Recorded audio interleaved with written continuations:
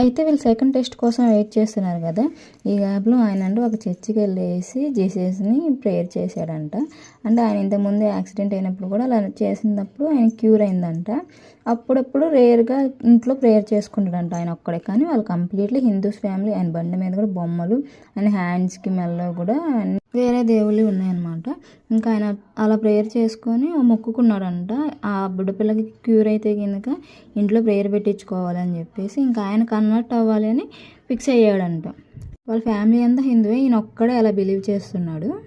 అయితే సెకండ్ టెస్ట్కి వెళ్ళినప్పుడు నెగిటివ్ వచ్చిందంటే, టీవీ లేదని వచ్చిందంటే. కానీ 6 months వరకు మెడిసిన్ అయితే యూజ్ చేయాలని చెప్పేసి అన్నారంట.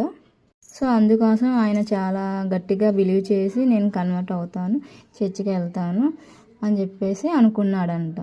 సో స్పిరిచువల్ బిలీవ్ అనేది ఎవరో మనల్ని కన్వర్ట్ చేస్తే, ఎవరో ఏదో చెప్తే రాదు.